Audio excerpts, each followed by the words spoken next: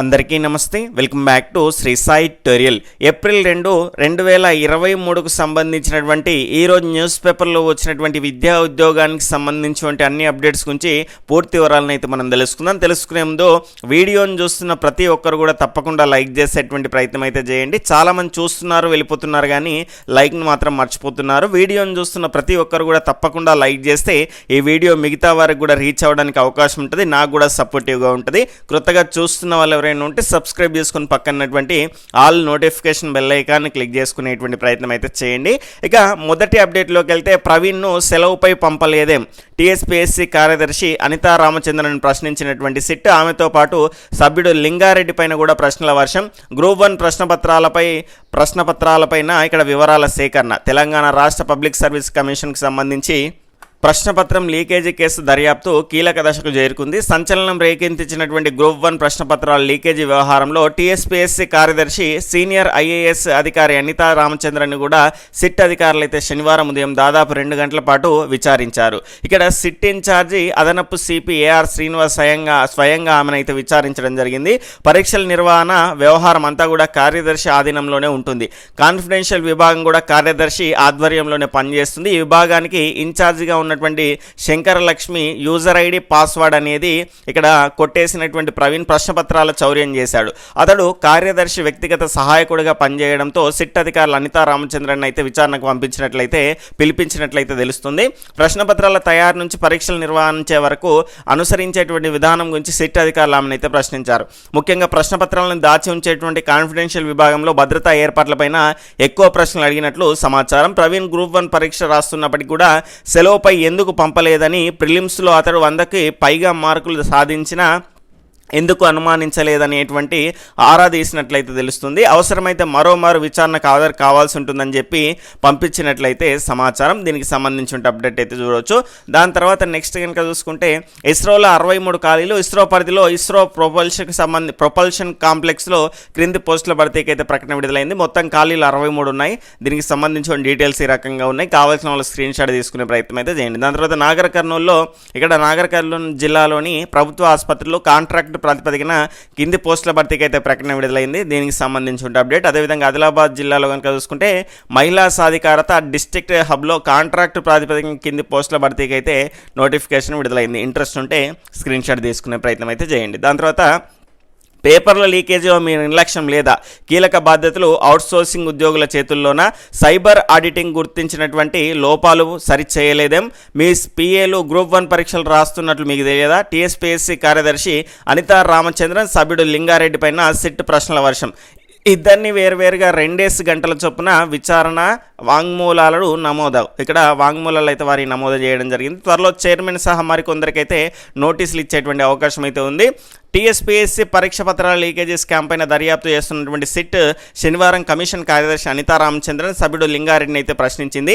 SIT ఇన్ఛార్జిగా ఉన్నటువంటి అదనపు సిపి, అదేవిధంగా ఏఆర్ శ్రీనివాస్కి సంబంధించినటువంటి నేతృత్వంలో ఇద్దరిని అయితే వేరువేరుగా దాదాపుగా 2 గంటల చొప్పున విచారించింది. కమిషన్ నిర్వహణ తీరు, లోపాలు, నిబంధనలు సహా అనేక అంశాలపైన 27 ప్రశ్నలకు సంబంధించి వాంగ్మూలాలు అయితే నమోదు చేసింది. అనిత కార్యాలయానికి వెళ్ళి విచారించినటువంటి సిట్ అధికారులు విచారించాలని సిట్ అధికారులు భావించిన ఇక్కడ తానే సిట్ ఆఫీస్కు వస్తానని చెప్పినటువంటి అనిత అన్నట్లుగా శనివారం ఉదయం వచ్చారు.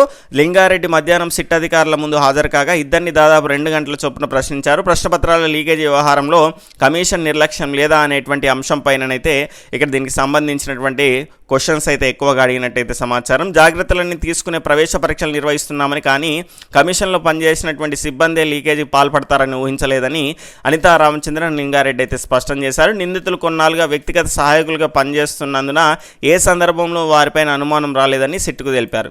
సైబర్ ఆడిటింగ్లో గుర్తించినటువంటి లోపాలను సరిచేయకపోవడానికి గల కారణాలపైన కూడా సిట్ అధికారులు అయితే వారిద్దరిని ప్రశ్నించారు. కమిషన్ పరిధిలోని అంశాలపైన ఎప్పటికప్పుడు నిర్ణయం తీసుకున్నామని, ప్రభుత్వ ఇతర శాఖల పరిధిలోని అంశాల్లోనే జాప్యం జరుగుతుందని వివరణ ఇచ్చారు. కమిషన్లో చైర్మన్ నుంచి ఉన్నత ఉద్యోగుల వరకు ఎవరి బాధ్యతలు ఏమిటన్నది అడగడంతో పాటు వాటిని సంబంధిత వ్యక్తులు సక్రమంగా నిర్వహిస్తున్నారా, దానిపైన నిత్యం పర్యవేక్షణ ఉంటుందా అనేటువంటి అంశంపైన కూడా సిట్ అనితా లింగారెడ్డిల నుంచి అయితే సమాచారం సేకరించి కాన్ఫిడెన్షియల్ సెక్షన్ నిర్వహణ, యాక్సెస్ కంట్రోల్ లేకపోవడం, కస్టోడియన్లను ఎంపిక తదితర విషయాలపైన కూడా ప్రశ్నలు అడిగి సమాచారాలు అయితే రాబట్టారు. కీలక బాధ్యతల్లో అవుట్సోర్సింగ్ ఉద్యోగులు నియమించుకోవడం పైన కూడా పోలీసులు అయితే ప్రశ్నించడం జరిగింది. అయితే విధానపరమైనటువంటి నిర్ణయాలు ఏ ఒక్కరూ తీసుకోరని, ప్రభుత్వ ఆదేశాలకు అనుగుణంగా పనిచేస్తామని అనితా లింగారెడ్డి సిట్ దృష్టికి అయితే తీసుకెళ్లారు. TSPSC చైర్మన్ కార్యదర్శి సభ్యుల వద్ద వ్యక్తిగత సహాయకుడుగా ఉన్నటువంటి పనిచేస్తున్నటువంటి కమిషన్ నిర్వహించేటువంటి పోటీ పరీక్షలు రాయవచ్చా అనేటువంటి అంశం పైన కూడా సిట్ అని తను ప్రశ్నించింది. ఇలా రాయకూడదని ఎలాంటి నిబంధనలు లేదనేటువంటి ఆమె గతంలోనూ అనేక మంది ఉద్యోగులు రాశారని వివరించారు. TSPSC చైర్మన్ జనార్దన్ రెడ్డితో పాటు మిగిలిన సభ్యులు ఉన్నతాధికారులకు సైతం త్వరలోనే నోటీసులు ఇచ్చి విచారించడం ద్వారా వాంగ్మూలం నమోదు చేయాలని సిట్ అధికారులు అయితే నిర్ణయించడం జరిగింది. తర్వాత RPFలో 20,000 జాబ్స్, రైల్వే శాఖ క్లారిటీ. రైల్వే ప్రొటెక్షన్ ఫోర్స్ RPFలో కనుక చూసుకుంటే 20,000 కానిస్టేబుల్ ఉద్యోగాలకు రైల్వే శాఖ నోటిఫికేషన్ జారీ చేసిందంటూ సోషల్ మీడియాలో వస్తున్నటువంటి వార్తలను రైల్వే శాఖ ఖండించింది. తాము ఎలాంటి నోటిఫికేషన్ ఇవ్వలేదని క్లారిటీ ఇచ్చింది. ఒకవేళ నోటిఫికేషన్ ఇస్తే అధికారిక వెబ్సైట్లో పెడతామని స్పష్టం చేసింది. నిరుద్యోగులు కూడా ఈ తప్పుడు సమాచారాన్ని నమ్మొద్దని కోరింది. ఈ మేరకు ప్రెస్ నోట్ అయితే రిలీజ్ చేయడం జరిగింది. ఇక్కడ సెంట్రల్కి సంబంధించిన జాబ్స్కి సంబంధించి ఈ రకంగా రిలీజ్ అవ్వబోయేటువంటి ఎగ్జామ్స్కి సంబంధించినటువంటి ఫేక్ నోటిఫికేషన్స్ రిలీజ్ అయినట్టుగా ఈ రకంగా రిలీజ్ చేస్తూ ఉంటారు. కాబట్టి ఖచ్చితంగా అఫీషియల్ వెబ్సైట్ని అయితే మీరు వెళ్ళేసి కనుక చూసుకుంటే అక్కడ అందులో క్లియర్గా మనకు నోటిఫికేషన్ రిలీజ్ చేస్తే అక్కడ అందుబాటులో ఉంటుంది నోటిఫికేషన్ PDF అనేది. కాబట్టి ఇలాంటి వార్తలన్నీ నమ్మాల్సినటువంటి అవసరం లేదు. గత 2 రోజుల నుంచి ఈ న్యూస్ అయితే చెక్కలు కొడుతుంది. ఇప్పుడు రైల్వే శాఖ అయితే దీనిపైన క్లారిటీ అనేది ఇవ్వడం జరిగింది. ఆ 20,000 జాబ్స్కు సంబంధించి RPF కానిస్టేబుల్కి సంబంధించి అదంతా కూడా ఫేక్ న్యూస్. దాని తర్వాత సీఎంకు నిరుద్యోగుల బాధలు పట్టావా? BSP రాష్ట్ర అధ్యక్షులు ప్రవీణ్ కుమార్. ఇక్కడ సీఎం కేసీఆర్కు దేశమంతా తిరిగి సమావేశాలు నిర్వహించడానికి సమయం ఉంటుంది, కానీ రాష్ట్రంలో 30 లక్షల మంది నిరుద్యోగులు పడుతున్నటువంటి బాధల గురించి ఎందుకు మాట్లాడరని ఇక్కడ BSP రాష్ట్ర అధ్యక్షుడు RS ప్రవీణ్ కుమార్ అయితే ప్రశ్నించడం జరిగింది.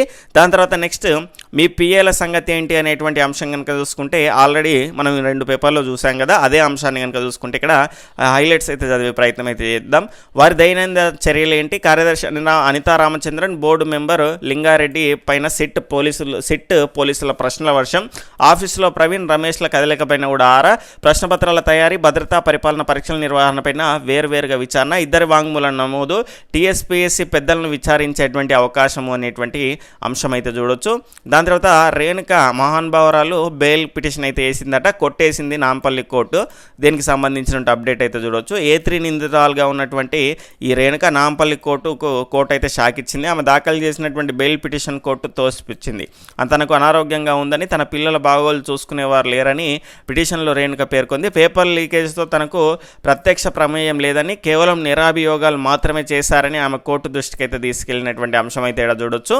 దాని తర్వాత నెక్స్ట్ ఇక్కడ నిరుద్యోగం అనేది ఏ రకంగా తాండవిస్తుందో తెలియజేసేటువంటి అంశంగా చెప్పుకోవచ్చు. కొలువుల ఆశలు భారీగా హాజరు. నిజామాబాద్ జిల్లా కేంద్రంలోని గిరిరాజ్ ప్రభుత్వ కళాశాలలో ఇక్కడ మ్యాజిక్ బస్ ఇండియా ఫౌండేషన్ సహకారంతో శనివారం నిర్వహించినటువంటి మెగా ఉద్యోగ మేళాకు నిరుద్యోగులు భారీగా తరలివచ్చారు. నిజామాబాద్, కామారెడ్డి, ఆదిలాబాద్ జిల్లాలకు సంబంధించి ఇక్కడ 2,261 మంది హాజరయ్యారు. దీంతో కళాశాల ప్రాంగణం అంతా కూడా కిక్కిరిపోయింది.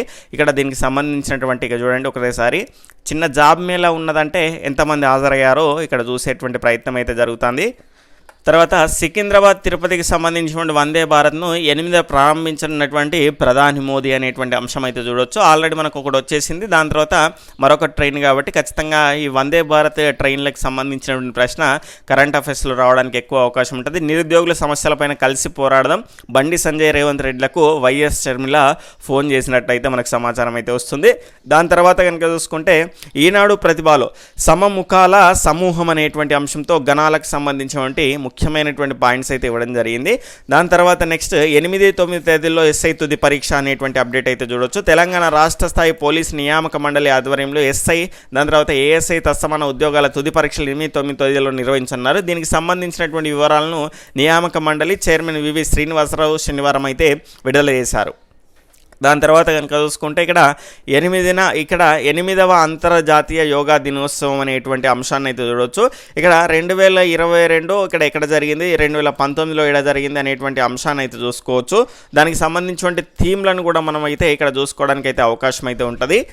ఇక్కడ ప్రపంచవ్యాప్తంగా 8వ అంతర్జాతీయ యోగా దినోత్సవాన్ని ఇక్కడ ఇంటర్నేషనల్ యోగా డేని దేశ విదేశాల్లో కనుక చూసుకుంటే 2022 జూన్ 21న ఘనంగా నిర్వహించారు. మానవత్వం కోసం యోగా అనేటువంటి ఇతివృత్తంతో 2022 ఏడాది అంతర్జాతీయ యోగా దినోత్సవాన్ని అయితే జరుపుకున్నారు. ఇప్పుడు జరగబోయేది ఏంటి అంటే 9వ అంతర్జాతీయ యోగా దినోత్సవం కాబట్టి దీనికి సంబంధించినటువంటి గత అంశాలు కూడా నేర్చుకోవాల్సినటువంటి అవసరం అయితే ఉంటుంది. వెలుగు సక్సెస్లో మద్రాసులో రైత్వారీ విధానము, అదేవిధంగా కందూరి చోడులు అనేటువంటి దానికి సంబంధించినటువంటి బిడ్ బ్యాంకు, దాని తర్వాత మిలాన్ నౌకాదళ విన్యాసాలు అనేటువంటి అంశము, దాని తర్వాత తీరరేఖ కలిగినటువంటి రాష్ట్రాలు అనేటువంటి అంశము, దాని తర్వాత కనుక చూసుకుంటే నెక్స్ట్ జనాభాలో గిరిజనుల శాతం 8.6 అనేటువంటి అంశము. ఈ రకంగా మనకు వెలుగు న్యూస్లో దీనికి సంబంధించినటువంటి వెలుగు న్యూస్లో కనుక చూసుకుంటే దీనికి సంబంధించిన అప్డేట్ అయితే రావడం జరిగింది.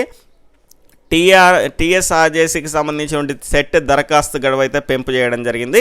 దానికి సంబంధించిన అప్డేట్ అయితే చూడొచ్చు. దాని తర్వాత నెక్స్ట్ బద్దలయ్యేందుకు రెడీగా ఉన్నటువంటి అగ్నిపర్వతం అనేటువంటి అంశం కనుక చూసుకుంటే 30 ఏళ్ల క్రితం 25,000 మందిని పొట్టన పెట్టుకున్నటువంటి కొలంబియాలోని నెవడోడెల్ రూయిజ్ అగ్నిపర్వతం మరోసారి బద్దలయ్యే ప్రమాదం ఉందని, దీంతో భారీ నష్టం సంభవించే అవకాశం ఉన్నదని, కొన్ని వారాలు లేదా రోజుల్లోనే ఈ ప్రమాదం సంభవించవచ్చని కొలంబియా గనుల శాఖ అయితే ప్రకటించింది. అధికారులు సిద్ధంగా ఉండాలని, ప్రజలు తాజా సమాచారాన్ని అనుసరించాలని స్పష్టం అయితే చేసింది. దీనికి సంబంధించిన అప్డేట్ అయితే చూడొచ్చు. గతంలో కనుక చూసుకుంటే 25,000 మంది పుట్టన పెడితే పెట్టుకున్నది. దాని తర్వాత ఇప్పుడు కూడా మళ్ళీ బద్దలవ్వడానికి అయితే అవకాశం అనేది ఉంది. కాబట్టి ఖచ్చితంగా కరెంట్ అఫైర్స్లో భాగంగా గుర్తుపెట్టుకోవాల్సినటువంటి అంశము నిరుద్యోగులు 30 లక్షలు అవాస్తవం అనేటువంటి అంశం. అంటే ఒక వ్యక్తి వేరు రకాల ఉద్యోగాలకు అప్లై చేసుకున్నారు, అది ఎట్లా 30 లక్షలు అవుతుంది అనేటువంటి అంశము నమస్తే తెలంగాణలో అయితే ఇచ్చింది. అంటే 30 లక్షలు లేరు, 30 లక్షలు ఇబ్బంది పడతలేరు అనేటువంటి అంశాన్ని అయితే ఇక్కడ చెప్పే ప్రయత్నం అయితే చేసింది. దాని తర్వాత కాలర్ బోన్ అని దేన్ని అంటారు, బయాలజీకి సంబంధించినటువంటి ముఖ్యమైనటువంటి అప్డేట్స్ అయితే ఇక్కడ మనకు ఈనాడు ప్రతిభలో ఇవ్వడం జరిగింది తెలుగు వెర్షన్లో. ఇంగ్లీష్ వెర్షన్లో రీజనింగ్కి సంబంధించినటువంటి అంశాలు అయితే ఇవ్వడం జరిగింది. ఈరోజు న్యూస్ పేపర్లో వచ్చినటువంటి విద్యా ఉద్యోగ సమాచారం అయితే ఈ రకంగా ఉంది. ఇది మీకు ఉపయోగపడింది అనిపిస్తే మీ ఫ్రెండ్స్కి షేర్ చేసే ప్రయత్నం అయితే చేయండి. బాయ్, టేక్ కేర్, జై హింద్.